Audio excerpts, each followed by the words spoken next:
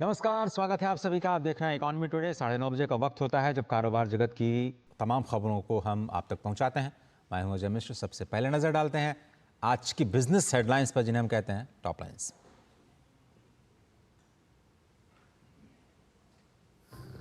अक्टूबर माह में देश से होने वाले वस्तुओं के निर्यात में बना रिकॉर्ड। बीते 10 सालों में सबसे ज्यादा एक्सपोर्ट्स के आंकड़े हुए दर्ज। इंजीनियरिंग, इलेक्ट्रॉनिक्स और फार्मा सेक्टर का रहा दबदबा।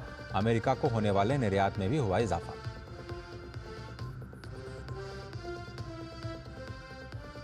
वित्त मंत्री निर्मला सीतारमण बेंगलुरु के धर्मस्थला में स्वयं सहायता समूह की महिलाओं का हौसला बढ़ाने पहुंची। कहा, सरकार की कल्याणकारी नीतियों से हुआ सशक्तिकरण। वाणिज्य मंत्री पीयूष गोयल ने आरबीआई को दी ब्याज दरों में कमी करने की सलाह। आरबीआई गवर्नर शक्तिकांत दास ने कहा, दिसंबर में एमपीसी बैठक में होगा विचार विमर्श। और आज शेयर बाजार में नहीं होगा कारोबार। कारोबारी हफ्ते के आखिरी दिन करेंसी मार्केट बंद। बीएसई एनएसई पर नहीं होगी कोई भी ट्रेडिंग।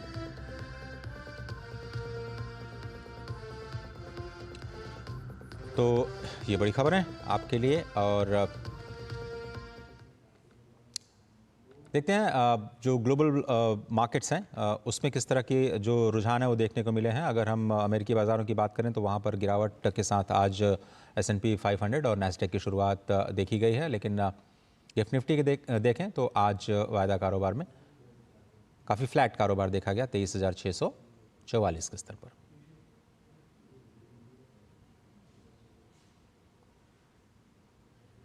अमेरिकी बाजारों में आज गिरावट का रुख देखा गया। डाउ जोन्स फ्यूचर्स 55 अंक नीचे, S&P 500 में 36 अंकों की गिरावट देखी गई और नैस्डैक में 133 अंक की गिरावट के साथ जो कारोबार है वो बंद होता हुआ नजर आया। अमेरिकी बाजार के आंकड़े इस वक्त आपकी स्क्रीन पर है। यूरोपीय बाजार की तरफ रुख करते हैं। यूरोपीय बाजारों में मिला जुला रुख देखने को मिल रहा है। 40 अंकों पर लंदन का FTSE, फ्रांस का CAC 94 अंकों पर और जर्मनी के डैक्स में 260 अंकों की बढ़त 19,263 पर कारोबार करता नजर आया जर्मनी का टैक्स। एशियन मार्केट में आज शुरुआती कारोबार में इस वक्त तेजी दिख रही है। जापान का निकी 225 318 अंक ऊपर है। हैंगसेंग में 110 अंकों की बढ़त और कॉस्पी में काफी फ्लैट कारोबार होता हुआ दिखाई दे रहा है।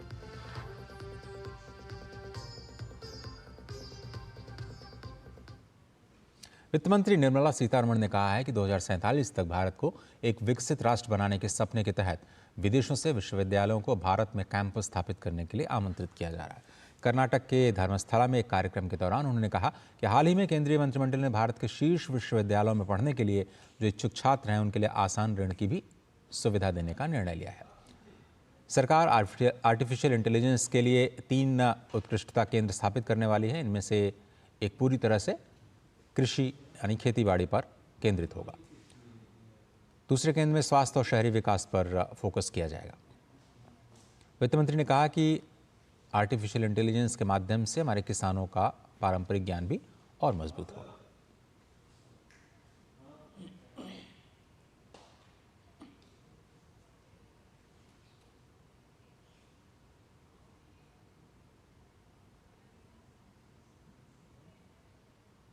In our voyage towards 2047, Honorable Prime Minister Narendra Modi ji's desire, his dream, he sets you a goal. By 2047, we should be a developed country. Today, we are inviting universities from abroad to also come into India, set up in good campuses. Only recently, the cabinet approved a decision to give students subsidized loans. We are setting up artificial intelligence centers, 3 centers of excellence for artificial intelligence, and one of which will be focusing only on agriculture. और कार्यक्रम के दौरान वित्त मंत्री ने विभिन्न स्वयं सहायता समूहों के सदस्यों को प्रॉफिट के चेक्स भी बांटे। उन्होंने कहा कि सरकार करदाताओं, गैर सरकारी संगठनों और बैंकों के सामूहिक प्रयास का उद्देश्य है जरूरतमंद लोगों को समर्थ और सशक्त बनाना, और इस सशक्तिकरण में लोगों को गरीबी से बाहर निकालने का ही रास्ता है।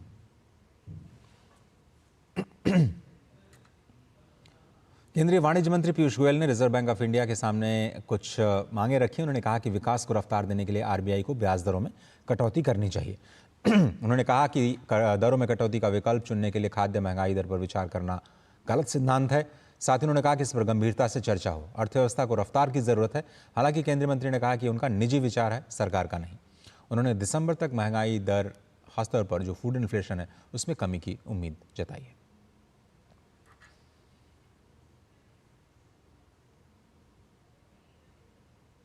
और उसी मंच से केंद्रीय मंत्री जहां पर पीयूष गोयल थे, वहीं आरबीआई के गवर्नर शक्तिकांत दास भी थे। जब उन्होंने अपना जवाब दिया तो उन्होंने कहा कि जो दिसंबर की एमपीसी यानी मौद्रिक नीति की समीक्षा है, उस पर ब्याज दरों की समीक्षा की जाएगी। आरबीआई गवर्नर ने कहा कि वैश्विक चुनौतियों के बावजूद भारतीय अर्थव्यवस्था आराम से आगे बढ़ती जा रही है, क्योंकि जो वित्तीय तंत्र है वो स्थिर है और मजबूत है। उन्होंने कहा कि इस साल भी ग्लोबल ट्रेड काफ़ी ज़्यादा रह सकता है। अगर अगली बैठक में आरबीआई गवर्नर रेपो रेट में कटौती करते हैं तो ये निश्चित रूप से आम आदमी के लिए बड़ी राहत होगी, क्योंकि सभी तरह के खुदरा लोन्स की ईएमआई घट जाएगी।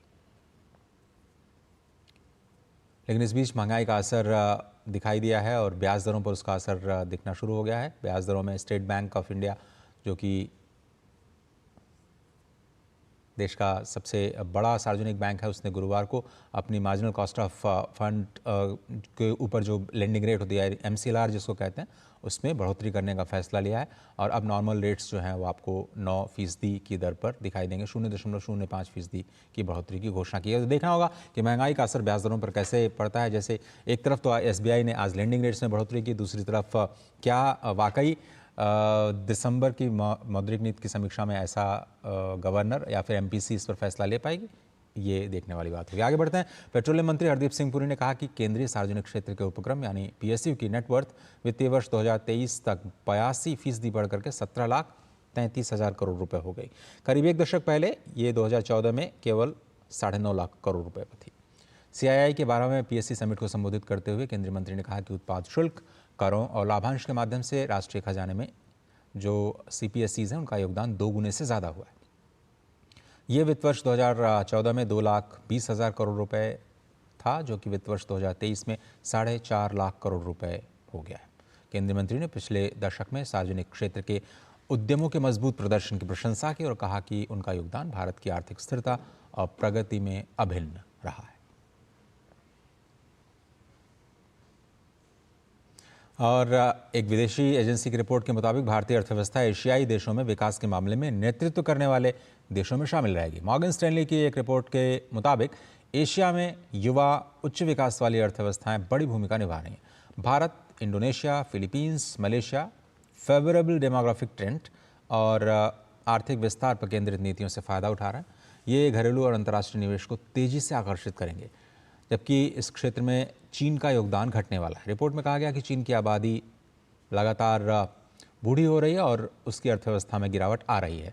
रिपोर्ट के मुताबिक भारत, इंडोनेशिया, फिलीपींस और मलेशिया, इन 4 अर्थव्यवस्थाओं का सामूहिक रूप से 2027 तक एशिया के नॉमिनल जीडीपी वृद्धि में 53% योगदान होने की उम्मीद है।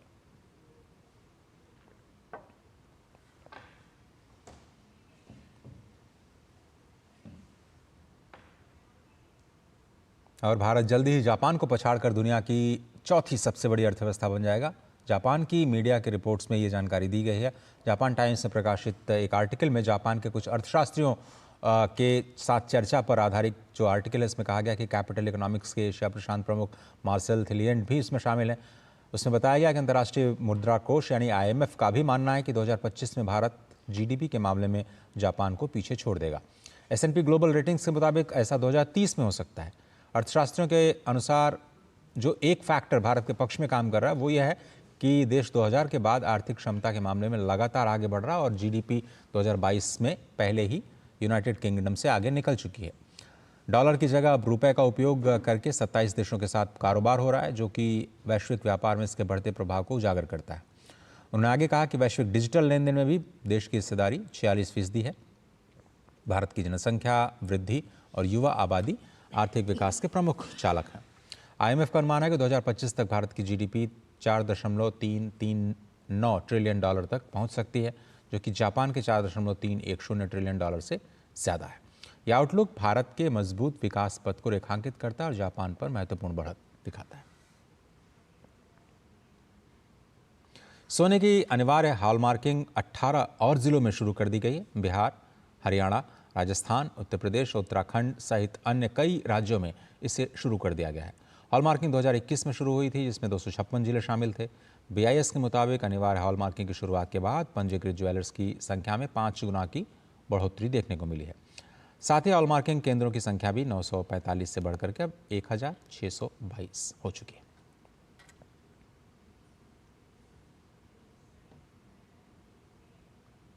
एक छोटा सा ब्रेक लेते हैं, देखते रहिए इकोनॉमी टुडे। आपके घर के खाने में रेस्टोरेंट जैसा स्वाद ले आए MDH का शाही पनीर मसाला। पनीर को क्या मस्त बना डाला। एक ऐसा तबका जो रिटायरमेंट के बारे में आज भी बिल्कुल नहीं सोचता, वो है औरतें। औरतें कमा के भी वल्नरेबल हैं। सो NPS एक इक्वालिटी ला रहा है। हम सब एक बराबर प्लेटफॉर्म पे हैं। अपने बेहतर कल को सुनिश्चित करने के लिए NPS जरूरी है। MDH का किचन किंग किचन में हो तो हम सब कुछ बना सकते हैं। बैंगन का भरता, आलू गोभी, भिंडी मसाला और भी बहुत कुछ। MDH। स्वागत है आप सभी का। आप देख रहे हैं इकोनॉमी टुडे और अब बात करते हैं आज के फोकस की।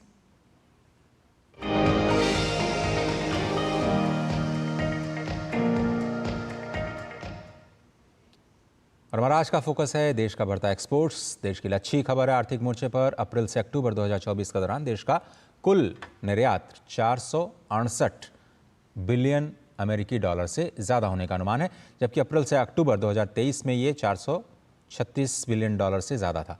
इस प्रकार अगर वार्षिक आधार पर देखें तो देश का कुल निर्यात 7.28% की अनुमानित वृद्धि हुई है। अक्टूबर 2024 के दौरान देश का व्यापारिक निर्यात 39.2 बिलियन अमेरिकी डॉलर रहा, जबकि अक्टूबर 2023 में ये 33.43 बिलियन अमेरिकी डॉलर पर था। इस वार्षिक आधार पर तुलना करें तो ये 17.23% की सकारात्मक वृद्धि है। अप्रैल से अक्टूबर 2024 के बीच में व्यापारिक निर्यात का कुल संचयी मूल्य 252 बिलियन अमेरिकी डॉलर पर दर्ज किया गया है। अप्रैल से अक्टूबर 2023 में ये 244 बिलियन डॉलर पर था। इस प्रकार आप देखें तो 3% से ज़्यादा की बढ़ोतरी दिखाई दी है।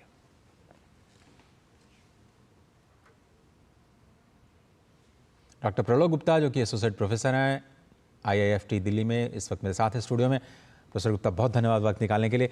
और ये ज़बरदस्त आंकड़े आए हैं और केवल अक्टूबर की बात करें तो लगातार अक्टूबर महीने में हमने देखा है कि जो अपटिक है वो देखा गया है। और अक्टूबर 2024 की बात करें इस साल की तो ये तो रिकॉर्ड अब पिछले 10 सालों का एक नया रिकॉर्ड बना है। इन ट्रेंड्स को कैसे देखते हैं मद्देनज़र वैश्विक चुनौतियों के?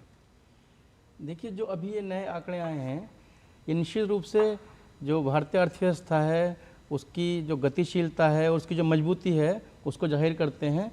और इसके अलावा जो कंटिन्यूस एफर्ट्स गवर्नमेंट के द्वारा किए जा रहे हैं पिछले कुछ सालों में, उनको भी ये दिखाते हैं। अगर हम बात करें जो प्रयास किए जा रहे हैं तो दो तरीके से प्रयास बहुत ज़्यादा भारत सरकार की तरफ से किए जा रहे हैं। पहला है कि एक फोकस सेक्टर्स और फोकस मार्केट हमारी अप्रोच में आए हैं। तो जो 20 सेक्टर्स हैं और कुछ 5-6 सेक्टर्स 20 मार्केट्स हैं, वो लगभग जो ग्लोबल 60% इंपोर्ट्स है उससे ज़्यादा को रिप्रेजेंट करते हैं। तो उसमें आपके USA हैं, यूरोपियन कंट्रीज़ हैं, मिडिल ईस्ट के कंट्रीज़ हैं, ऑस्ट्रेलिया है, ये सारे देश हैं। और जो सेक्टर्स हैं उसमें आपका इंजीनियरिंग गुड्स है, इलेक्ट्रॉनिक्स है, फार्मा, टेक्सटाइल्स, प्लास्टिक, केमिकल्स, ये सारी चीज़ें हैं। तो कंटिन्यूस फोकस है कि इन सेक्टर्स में हम अपने एक्सपोर्ट्स को बढ़ाएं। दूसरा, जो production linked incentive scheme Bharat सरकार ने शुरू की थी, उसका भी अब इम्पैक्ट आना शुरू हो गया है। तो इसकी वजह से हमारे इंपोर्ट्स कंटिन्यूसली बढ़ रहे हैं। बट इसके अलावा ये तो हमारे डोमेस्टिक रीजन है, डोमेस्टिक फैक्टर्स जो हमारे एक्सपोर्ट्स को इंक्रीज कर रहे हैं। कुछ इंटरनेशनल फैक्टर्स भी हैं जिनकी वजह से हमारे एक्सपोर्ट्स बढ़े हैं। पहला उसमें यह है कि एक तो इस समय पर जनरली जो यूरोपियन कंट्रीज़ हैं वहाँ पर क्रिसमस को लेकर के इन्वेंट्री बिल्डिंग शुरू होती है। अच्छा। तो यूजुअली अक्टूबर के आसपास जो बाइंग है वो काफ़ी ज़्यादा होती है, तो उससे हमारे एक्सपोर्ट्स बढ़ते हैं। दूसरा क्या है कि अभी जो ये ईरान इजराइल का कॉन्फ्लिक्ट चल रहा है, इसकी वजह से जो मिडिल ईस्ट वाला जो रेड सी एरिया है वहाँ पर काफ़ी टेंशन है। अब उसकी वजह से जो जो यूरोपियन कंट्रीज और जो यूएस है वहाँ के बायर्स हैं वो ज़्यादा इन्वेंट्री बिल्ड कर रहे हैं, तो इसलिए भी अभी हमारी जो अक्टूबर के एक्सपोर्ट्स हैं वो भी थोड़ा सा बढ़े हैं। और तीसरा रीज़न ये है कि जो हम राइस के ऊपर हमारा बैन लगा हुआ था, एक्सपोर्ट बैन, वो अब जो एक्सपोर्ट बैन है वो हट गया है, और इसकी वजह से अब राइस का भी आप देखें डेटा में तो जो चावल का निर्यात है वो काफ़ी ज़्यादा बढ़ा है एज़ कम्पेयर टू जो पिछले साल अक्टूबर के महीने में हमारा था। तो आप कह रहे हैं कि प्रोडक्ट डाइवर्सिफिकेशन और जो एरिया डाइवर्सिफिकेशन, ये जो स्ट्रैटेजी अपनाई है उसका असर सकारात्मक देखने को मिला है, लेकिन फिर भी चुनौतियां क्या कहती हैं? जो आपकी स्टडी है जो वर्ल्ड ट्रेड की, वो आगे जाते हुए कैसे दिखाई दे रही है? और अगर इस तेजी को बरकरार रखना है हमें, तो हमें इंटरनली या फिर डोमेस्टिक को कौन सी पॉलिसीज हैं जिन पर ध्यान रखना होगा, जो एक्सपोर्टर्स हैं उनको सहारा देने के लिए, उनको सपोर्ट करने के लिए? देखिए, चुनौतियां तो अभी काफ़ी सारी हैं, और अगर अभी वर्ल्ड ट्रेड ऑर्गेनाइजेशन की रिसेंट रिपोर्ट की हम बात करें तो उसमें जो ग्लोबल ट्रेड, ग्लोबल एक्सपोर्ट्स, उसकी जो विकास दर है वो उसको डाउनग्रेड किया गया है। 3.3% थी पहले वो ग्लोबल, और अब उसको 3% पे कर दिया गया है। जो भी अभी जितना जियोपॉलिटिकल टेंशन चल रहा है, अनस्टेबिलिटी चल रही है, उस सबको देखते हुए, तो अगर ग्लोबली ट्रेड कम होता है तो उसका निश्चित रूप से असर जो भारत के एक्सपोर्ट्स हैं उन पर भी पड़ेगा। तो पहली चीज़ तो यह है। दूसरी चीज़ ये है कि अब जो नई सरकार अमेरिका में आई है, ट्रम्प सरकार, वो किस तरह से अपनी पॉलिसीज बनाती है उसके ऊपर भी हमारे एक्सपोर्ट्स काफ़ी हद तक फर्क इम्पैक्ट पड़ेगा। बिल्कुल। पिछले सरकार जब ट्रम्प 1.0 में ट्रम्प सरकार ने जो भारत के स्टील प्रोडक्ट्स थे, एल्युमिनियम प्रोडक्ट्स थे, उनके ऊपर टैरिफ बढ़ा दिया था। जीएसपी जनरलाइज सिस्टम प्रेफरेंसेज हैं उनको भी हटा दिया गया था, तो वो सब उसका फ़र्क हमारे ऊपर पड़ा था। तो इस बार देखना पड़ेगा किस तरह से टैरिफ्स जो है चेंज होते हैं, तो उसका निश्चित रूप से पड़ेगा। और ये भी ध्यान में रखने की बात है कि जो यूएसए है वो हमारा सबसे बड़ा ट्रेडिंग पार्टनर है। लगभग 17 to 18% तो हमारे exports, around 77 billion exports USA को रहते हैं, प्रोडक्ट्स एक्सपोर्ट्स। तो यूएसए जो भी पॉलिसीज लेगा उसका डेफिनेटली इम्पैक्ट हम पे पड़ेगा। इवन अगर वो टैरिफ दूसरे कंट्रीज पे बढ़ाते हैं, इंडिया के ऊपर नहीं भी बढ़ाते हैं यूनिलैटरली, तो जो दूसरे कंट्रीज के इंपोर्ट्स यूएसए को कम होंगे, बिल्कुल हमारे एक्सपोर्ट दूसरे कंट्रीज के एक्सपोर्ट्स में इंटरमीडिएट्स की तरह यूज होंगे, तो वो भी कम होने की संभावना है। तो चुनौतियां काफ़ी हैं। चलिए, लेकिन अब थोड़ा सा अगर रुपये की बात करें तो अभी हमने देखा है कि रुपये में डिप्रिसिएशन देखने को मिला है। 84-85 के आसपास अभी हमने ऑल टाइम उसके लो लेवल्स भी देखे। क्या इसने भी कुछ कंट्रीब्यूट किया, और ये आपको लगता है कि ये स्टेबल रेट है अभी और उसको लेकर के कोई चिंता की ज़रूरत नहीं? बहुत सारे लोग सवाल उठाते हैं, इसलिए मैंने ये आपसे सवाल। बिल्कुल, रुपये जब रुपये डेप्रिशिएट करता है, कमज़ोर होता है, तो उससे जो हमारे एक्सपोर्ट्स हैं उसके बढ़ने की संभावना काफ़ी ज़्यादा रहती हैं। लेकिन ये भी बहुत सारे चीज़ों पर डिपेंड करता है कि जो हम एक्सपोर्ट्स कर रहे हैं उनका इलास्टिसिटी जो हमारे फॉरेन मार्केट्स में उससे किस तरीके से है। अगर वहाँ पर परचेजिंग पावर नहीं है और रुपये डेप्रिशिएट हो रहा है तो उससे कोई फ़ायदा नहीं होगा। प्लस थोड़ा लैग भी रहता है, ऐसा नहीं है कि रुपये डेप्रिशिएट जैसे अभी आजकल पिछले हफ्ते काफ़ी ज़्यादा रुपये डेप्रिशिएट हुआ है तो ऐसा नहीं उसके से इमीडिएटली फ़र्क आ जाएगा। वो उसका इम्पैक्ट रहेगा कि मे बी 1 महीने या 2 महीने बाद रहेगा। और जहाँ तक स्टेबिलिटी ऑफ जो रुपये का भी रेट चल रहा है, मुझे लगता है कि इसमें अभी थोड़ा वॉलेटिलिटी बनी रहेगी, क्योंकि जो ट्रम्प सरकार है उसकी पॉलिसी जब तक क्लैरिटी नहीं आएगी तब तक ये अनस्टेबिलिटी बनी रहेगी। बिल्कुल सही कहा आपने। और अगर हम समझना चाहें आपसे, जो लोग एक्सपोर्ट्स में आने की सोच रहे हैं या फिर एक्सपोर्ट ओरिएंटेड जिनका बिजनेस माइंडसेट है, आपको लगता है कि उसको और ज़्यादा नर्चर करने की ज़रूरत है? यानी एक्सपोर्ट लेड इकोनॉमिक ग्रोथ अगर हम 2047 तक आगे बढ़ना चाहते हैं तो हमें उस पर शायद फोकस करना होगा। बिल्कुल, हमारी इकोनॉमी अब ज़्यादा से ज़्यादा एक्सपोर्ट ड्रिवन होती जा रही है और जीडीपी का काफ़ी बड़ा योगदान वो एक्सपोर्ट से आ रहा है। तो कंटिन्यूसली हमें एक्सपोर्ट पे फोकस करने की ज़रूरत है। जो हमारे वाणिज्य और उद्योग मंत्री श्री पीयूष गोयल जी हैं, उन्होंने भी 2030 तक 2 ट्रिलियन एक्सपोर्ट्स का टारगेट रखा हुआ है। तो डेफिनेटली एक्सपोर्ट्स के ऊपर फोकस करने की ज़रूरत है, और स्पेशली जो हमारे small and medium sector enterprises हैं उनके ऊपर ज़्यादा फोकस करने की जरूरत है, क्योंकि उनको अभी भी बहुत सारी ऐसी प्रॉब्लम्स हैं। और उसमें एक प्रॉब्लम भी आप अपने कार्यक्रम में जिक्र कर रहे थे, जो इंटरेस्ट रेट्स हैं जी वो काफ़ी ज़्यादा हैं। तो उनके लिए जो लिक्विडिटी का क्रंच है, तो जब तक लिक्विडिटी ईजी अवेलेबिलिटी ना हो, इंटरेस्ट रेट कम ना हो, तो उनके लिए जो कॉस्ट ऑफ प्रोडक्शन है वो काफ़ी ज़्यादा रहता है। और उस कंडीशन में उनको जो इंटरनेशनल मार्केट्स हैं उसमें कम्पीट करना बहुत मुश्किल हो जाता है। अच्छा, जल्दी से हम आपसे समझना चाहेंगे डॉक्टर प्रलोक गुप्ता कि ये जो भारत की एक नई छवि है कि वो एक ग्लोबल साउथ के नए वॉइस के रूप में उभरा है, क्या इसका कहीं ना कहीं कुछ पॉजिटिव इम्पैक्ट देश के ट्रेड पर भी होता है? लोग आपको पॉजिटिवली लेते हैं पूरी दुनिया में, क्या उसका असर पड़ता है? बिल्कुल, क्योंकि इससे आपका एक कोलैबोरेशन डेवलप होता है। जो दूसरे कंट्रीज़ हैं वो देखते हैं कि इंडिया किस तरह से ग्रो कर रहा है और किस तरह की प्रैक्टिसेस हम अडॉप्ट कर रहे हैं, तो उसके बेसिस पर उनकी टेंडेंसी रहती है कि जो इंडिया के साथ में जहाँ पर पॉसिबल है जो ट्रेड है वो बढ़े। तो ये मैं कहूँगा कि एक तरह का डायरेक्टली नहीं तो इनडायरेक्टली जरूर अफेक्ट करता है जो आपका ट्रेड है वो ग्रो करे। डॉक्टर प्रलोक साहब, बहुत धन्यवाद, आपने वक्त निकाला। आज इकॉनमी टुडे में सिर्फ इतना ही वक्त है, बहुत शुक्रिया इन इम्पॉर्टेंट ट्रेड नंबर्स पर अपनी राय रखने के लिए। तो फिलहाल आज के फोकस में सिर्फ इतना है, लेकिन अब आपको चलते चलते छोड़ जाते हैं कारोबार जगत की दूसरी अन्य खबरों के साथ फटाफट अंदाज में। डीडी न्यूज़ के इकॉनमी टुडे की टीम को दीजिए इजाजत। नमस्कार। विदेश मंत्री डॉक्टर जयशंकर ने दुबई में भारत मार्ट साइट का दौरे के दौरान कहा कि साइट शुरू होने के बाद यह भारत यूएई व्यापार को और बढ़ाएगी, साथ ही आपूर्ति श्रृंखलाओं को और मजबूत करने के साथ साथ हमारे एमएसएमई के लिए वैश्विक बाजारों तक पहुंच बढ़ाएगी। असेसमेंट ईयर 2024-25 के लिए 8 करोड़ से अधिक आयकर रिटर्न दाखिल किए गए हैं। जानकारी के अनुसार इनमें 74% करदाताओं ने नई कर व्यवस्था का विकल्प चुना है। इसके साथ ही इस वर्ष लगभग 75 लाख अपडेटेड आयकर रिटर्न दाखिल किए गए हैं। रिलायंस इंडस्ट्री और वॉल्ट डिज्नी का विलय पूरा हो गया है। दोनों कंपनियों ने अपनी मीडिया संपत्तियों का विलय करके 70,352 करोड़ रुपए की विशाल ज्वाइंट वेंचर कंपनी बनाई है।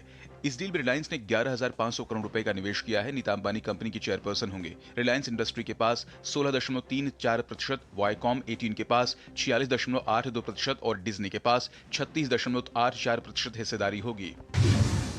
भारत में इलेक्ट्रॉनिक टोल कलेक्शन में जबरदस्त बढ़ोतरी दर्ज हुई है। इलेक्ट्रॉनिक टोल संग्रह अक्टूबर में 6,114 करोड़ हो गया है। पिछले 6 माह में मासिक औसत 5,681 करोड़ संग्रह से 7.6% अधिक है। एग्रोटेक फूड्स ने डेल मोंटे फूड्स में 100% हिस्सेदारी खरीदने की घोषणा की। एग्रोटेक फूड्स ने बताया कि अधिग्रहण 1,300 करोड़ रुपए में किया गया है और इसके अगले 9 महीने में पूरा होने की उम्मीद है। साथ ही एग्रोटेक फूड्स ने कंपनी का नाम बदलकर सनड्रॉप ब्रांड्स कर लिया है।